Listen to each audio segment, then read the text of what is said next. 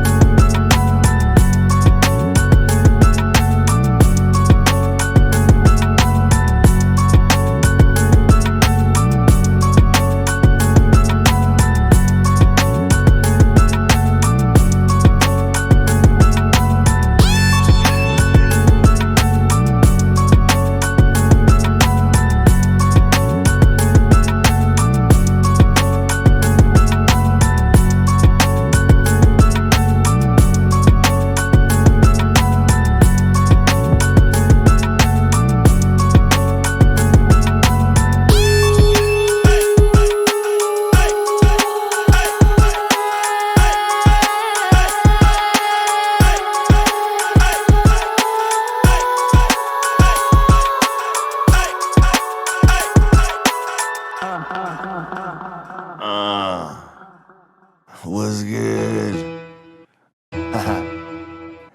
A little bit of a drastic contrast from that to this, huh? Sorry, I got cotton mouth. A little bit late, and I do love my green trees. But yeah, shout out in the comments where you're from, what time it is where you're watching this, what time zone you're in.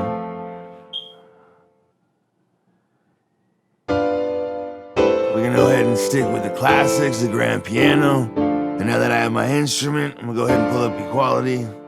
I wanna shape the sound. We're gonna pull out some of the bass notes to leave room for the 808 later. I wanna do a little trap vibe with this. And I'm gonna go ahead and raise up the highs. And then I'm gonna drop out some of the mids, just to give it a nice dark sound.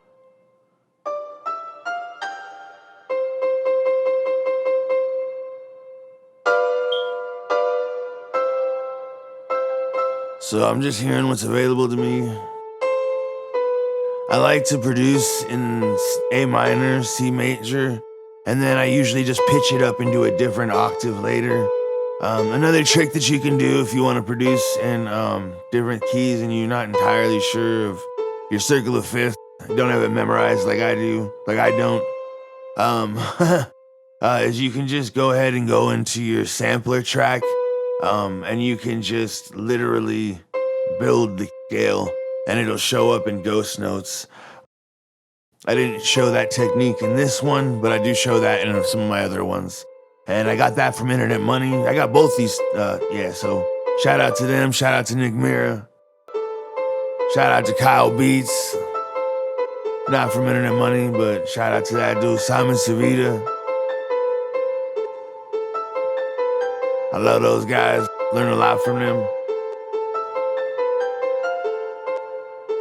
I'm watching tutorials daily. I love it, I mean, that's all I do. I love music, man.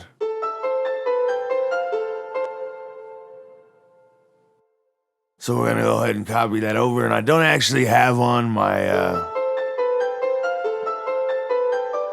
keystrokes, so I apologize.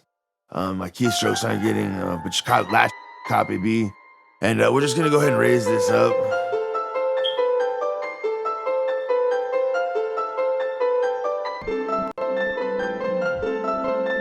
Everybody knows this beautiful plugin. If you don't, it's called Gross Beat. And you can go into Momentary. There's a whole bunch of things this thing does. Half speed is what it's best known for, though. What you can see, though, is that mine is in trial version. So I'm gonna go ahead and show all those guys that are watching, everyone who's on here that has a little bit of tight wallet, show you a little trick. And I like to think that FL Studios enable this to enable creativity. If you can, buy the thing, support the creator. But I'm splitting the track, and then I'm gonna go ahead and export and render his audio. Now I'm able to pitch it up and down, and I'm able to use the grow speed effect on the track. So I'm just finding a key that I like.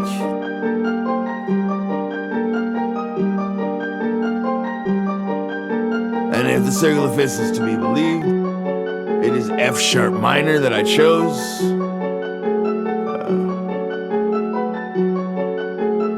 I think it sounds pretty good. We're gonna put some delay on this.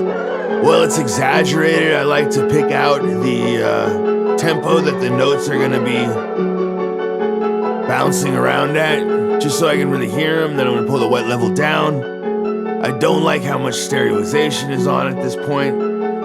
So once we pick the wet level and get that set, we're gonna go ahead and put that on ping pong and pull the stereoization down. And what ping pong does is it just bounces it back and forth between your ears, gives it a little bit of a flavor so the beat doesn't get stale.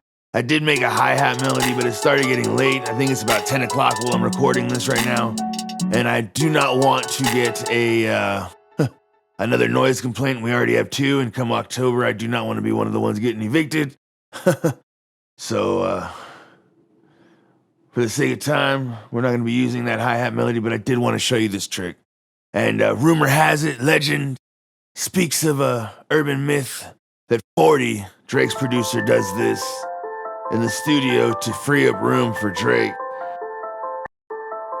And it's just a cool little trick that you can do. You just go into the resample rate and you resample it to 40, and it just puts a hard pass on it that cuts out all the highs. Everything above 4,000 gets cut out. Really, really opens up room for the artist. And it is a really cool vibe. We don't end up using it for this track, but I did want to show you that. Went down to 1,000. We forgot to resample though, so it did get stretched out. But either way, I mean, you can just hear how beautiful that is.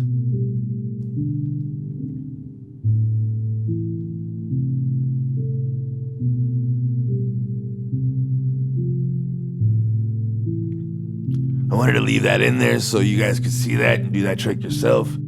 Definitely hit that resample rate button though, otherwise it's gonna stretch out and it won't be in the right tempo. So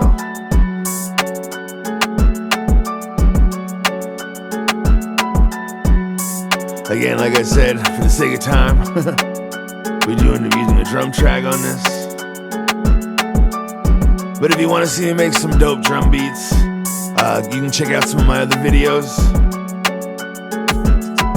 and those will be also in this playlist. So really wanted to focus more on the melodies in this one.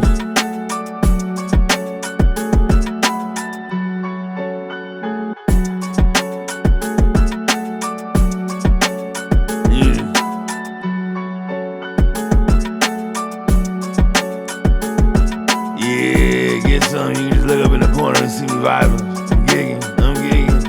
Oh, I'm getting some. Yeah.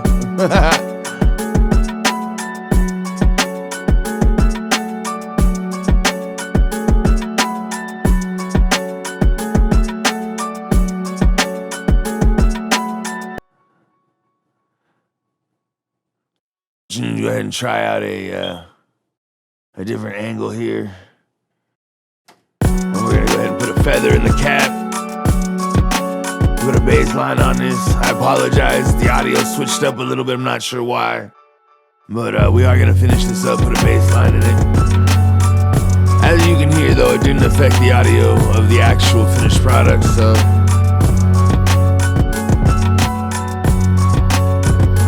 I guess even my computer's getting tired.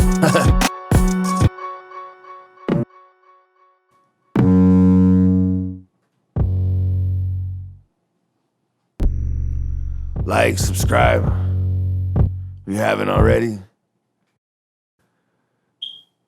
So again, we are in F sharp minor Oh, and always tune your basses, man. Tune your basses. You got to. Otherwise, you're gonna be playing keys that aren't in the right note, aren't in the right key signature. Notes that just don't belong, and it's just gonna sound off. Just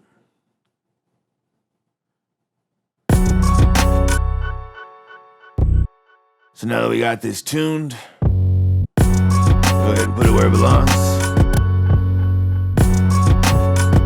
We're gonna fiddle around for a little while, get a sound that we like that goes along with the drums, changing the vibe in the room, trying out some different colors.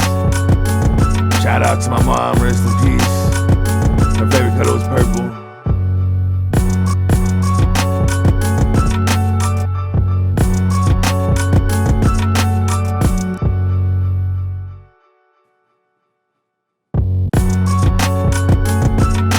So we're just feeling out different things, trying to figure out a vibe that fits along with the drum track.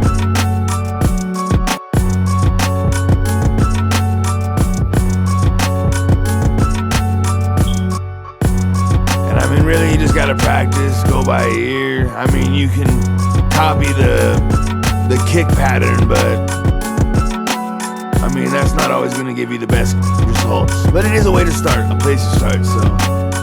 But I'm going by ear, just feeling this out. I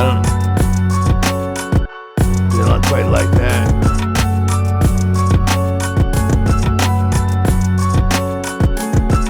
Wasn't quite what I was going for, and we finally end up with this.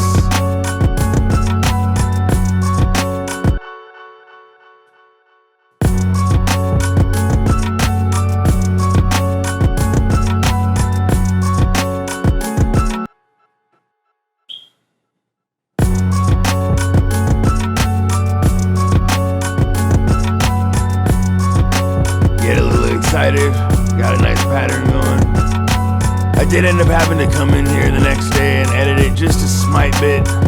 And I did throw on the acapella track last minute. Picked out a couple of acapella samples, chopped them up, and I came up with that.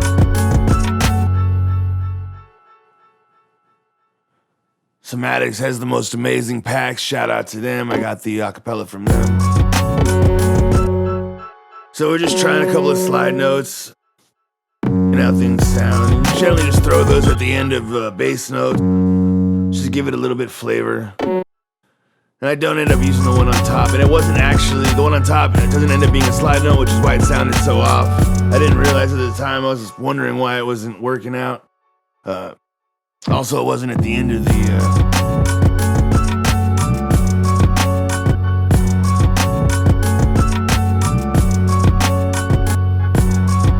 Depending on where you place it is where it slides to. And it's basically just acting like a slide from one note to the other. By adding two, it just gives it a little bit of a flavor. Slides from one note to the other note and then back down to the F sharp.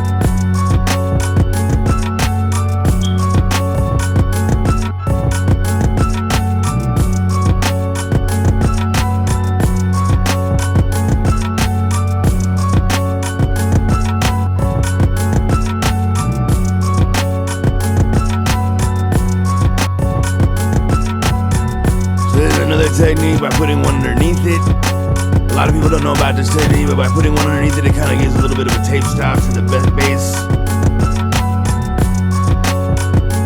Makes it drop down and just gives it that little bit of a drop out.